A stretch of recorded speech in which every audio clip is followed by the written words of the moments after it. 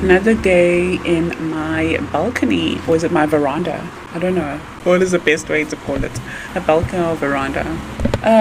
Previous video was talking about every woman needs a side hustle, and I was calling these daily videos, I guess, my stories, 10 minutes with Norma, but the previous one was not 10 minutes, it was like 14 minutes, so I don't know. Give me a name. What should I call it? Like my diary sessions? Yeah, maybe like diary sessions. I think that sounds amazing. But anyways, today is, you're watching this video, it is the 25th of June. Chances are you're watching it afterwards, but it's going to go live on the 25th of June, which is a Thursday. And Thursdays I have a live with my FLA. And today is actually our wedding anniversary with my husband. So my husband and I have been together for 11 years. My gosh, can you believe that? But we've been married for 6. So our wedding, it was actually 4 years ago, but we got married 2 years prior to that. We got married during COVID.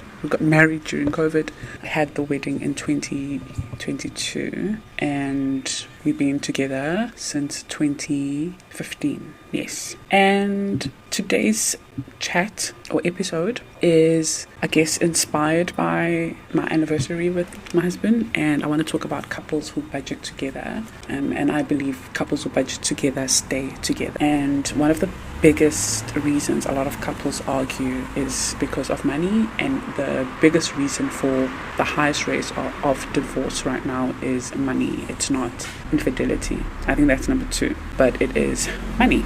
So yeah, I really truly believe that. Oh my gosh, why can't I speak? I really truly do believe that as a couple, if you budget together, you will stay together, because it means you are being very honest with each other. It's the most difficult thing to talk about your finances, and if you know, you know. So today I'm going to break down like the method we use, and maybe there's something that you can take from today's session. So I'm going to start off by how we started managing our finances together. So we, like I said, we started dating in 2015, and we used to do things separate. Yeah, so we used to handle our finances separately, and then 2016 we moved in together.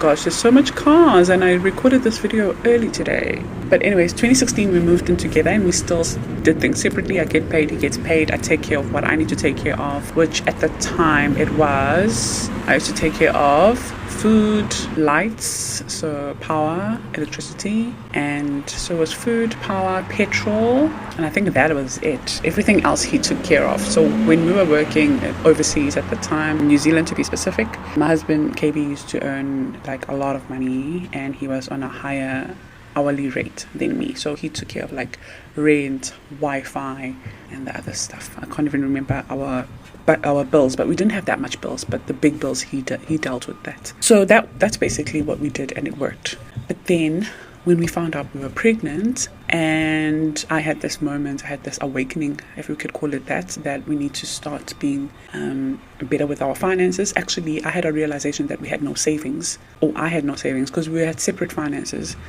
So I had like a moment of, gosh, I need to change, how I manage our money, and I need to change how I manage my money. So I'm like, do you have any savings? Like, what are you doing? How do you manage your money? And we had this moment of like an awakening of, what have we been doing with our finances, So the first thing we did together, when I asked this question, like, what are you doing with your money? How are you managing your money? We had like a date night, a financial date night. That was our first actual initial, one-on-one, I guess, when it comes to talking about money and actually making it a serious thing. And we had a money audit. So how we audited our money is, basically we wanted to answer these questions. So write them down if you want to also ask the same questions to your partner, your husband, whoever you live with. It can be even a family member. It doesn't have to be like a couple in a relationship. It can be literally someone you live with, and you want to manage your money well together in this household.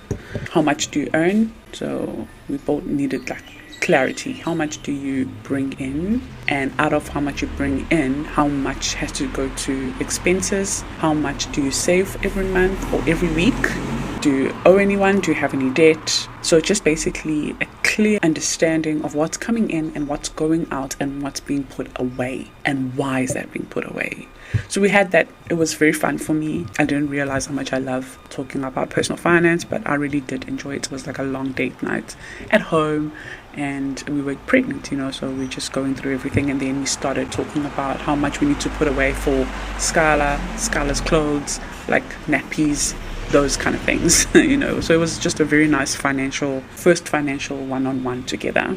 And my previous live that I did was called Know Your Numbers, because I believe you cannot create any plan when it comes to your finances without knowing your numbers first. Where are we currently standing together so that we can know where are we building wealth from or what needs to be fixed. So we had a look at our statements as well, and we highlighted the red flags and we highlighted the green flags in our budget, what we wanted to get rid of and what we wanted to keep or build from there. And we had a few red flags, and one of my red flags specifically was shopping. I was addicted to online shopping.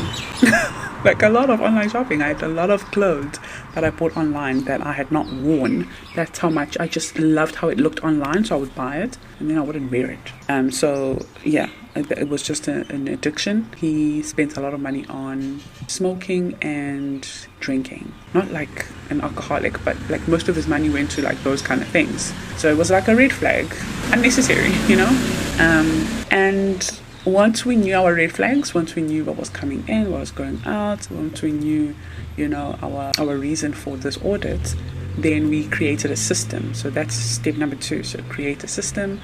So number 1 is audit. Number 2 is create a system. And this is our system. Now, you're going to ask, your partner or whoever you are going to be doing this with, what system would work for the both of you. But for us, our system was actually opening a joint account. And that joint account was not going to receive our salaries. So we still had our separate accounts, and then we had an account with both of our names. So when we get paid, we agreed on the amount that is going to come from each party that is going to go into this joint account. So out of this joint account, so obviously the money would go in on payday, so it would transfer like an actual EFT, but we scheduled automated payments as if it was a bill that's coming off, but it was actually just automated transfer into the joint account. From that joint account, all the debit orders will come off from there. So Wi-Fi payments, car insurance payments, all those automated payments, debit orders will come off the joint account. And also we would withdraw our cash that we used for our cash envelopes. That's another thing. We also implemented the cash envelope system at that time. I have old YouTube videos if you want to see that, but they're quite old. The audio is bad, so I don't know if you're going to enjoy them, but basically it's just to prove that is what we did. And you'll see my old envelopes that I created and designed myself. So from that joint account, I would go to the ATM and I would withdraw that specific amount. And then from that specific amount that we withdraw, so let's say, for example, I would withdraw 1,000 Rand, which was $1,000, I guess, at the time there. Withdraw that, and then $100 or 100 Rand. I'm just going to use rands because now in South Africa. So it was 100 Rand going into my allowance envelope and 100 Rand going into my husband's allowance envelope. And then whatever is left, I've already budgeted. So let's say 300 Rand is going into our food envelope, and then 200 Rand is going into our baby to come envelope. So we just basically used cash for variable expenses. And then we had a savings account in our joint account as well. So then a portion of what we had transferred into a joint account, a portion of that goes into a savings account in there. And that is basically how we created a system, and it worked. And yeah, so that's how we created a system, and that system really worked for us. And we also set goals. So once we knew the system we were going to use, and we literally actioned it right after that. So the following day, we went to the bank and opened a joint account. And then on the next paycheck, we started doing the transfers. Yeah, so we started doing those transfers, which were automated transfers. And then we had a savings in that joint account, and we had goals. So you need to talk with each other as a couple and ask yourself, what is our financial goals? What are we building towards? Because there's no point of you just getting in the car and going without any direction. You need to know, where am I going and how am I going to get there? So we had to set goals. So we wanted to get married, which was one of our savings in a joint account. But you can ask yourselves, like, what is it that we want to do together? What is it that we love to do? Do we want to travel? Do we want to build a home or buy a home? Do we want to start a business together? Pay off debt, retire at this age, have clear goals and know exactly where you're going and why is this important for the both of us to reach financial freedom. And then it's going to be easy to say no to things that don't align with that goal. Your money needs direction. And as a couple, you need to have a common goal and spend your money with purpose. And I feel like that has really helped us, like to have goals, have a system, and to do our audits.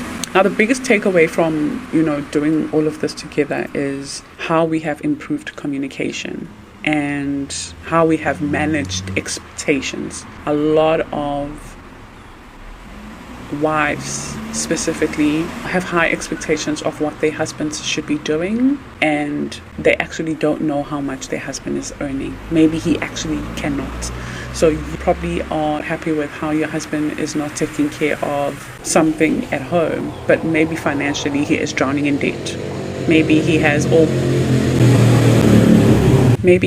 mashonisa, which is loan sharks, and he does not know how to tell you because you have very high expectations over him. He really wants to be an amazing breadwinner and do as much as he can for the family, but he financially, physically can't, and he does not know how to tell you. So what's nice about being open and honest with each other? This is how much I earn. This is how much I need to take care of. This is how much my bills are. This is how much I owe. Then you are able to manage such expectations, and you are improving your communication, and you trust each other, and you have a clear understanding and a clear goal of what you need to get rid of, which is a red flag in your finances, or what you need to improve or do more of in your finances.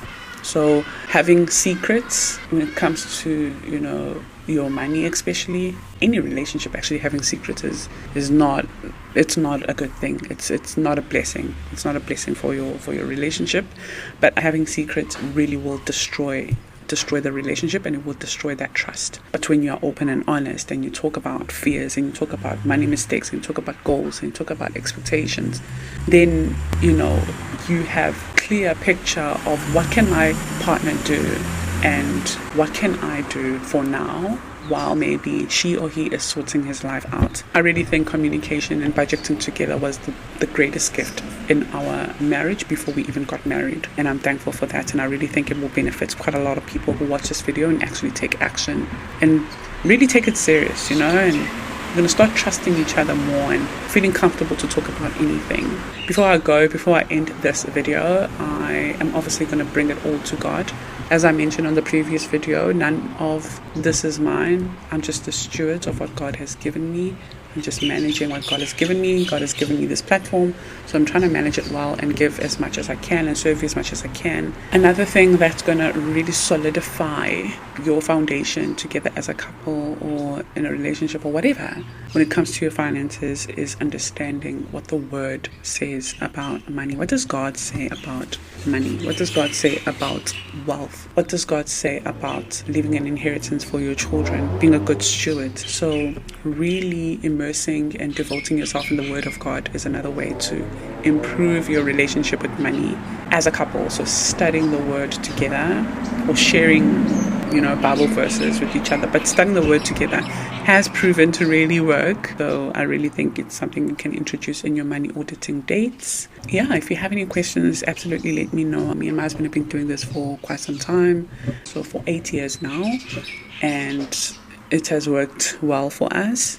But if you want more lessons and tutorials and assistance on personal finance, or like financial literacy and building a side hustle, making money online and building a brand and having God as a foundation for it all, then I do think the Financial Literacy Academy, which is my membership, will be amazing for you. You will love it.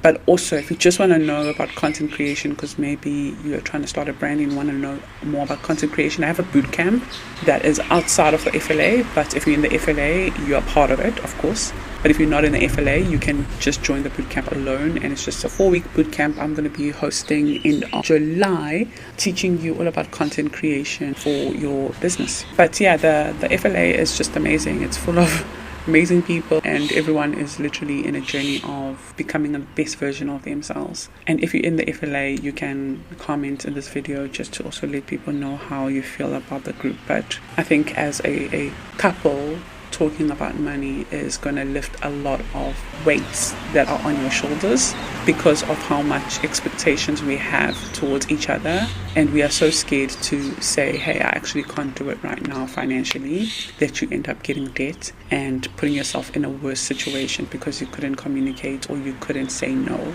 Okay, I'll see you on the next chat. Bye.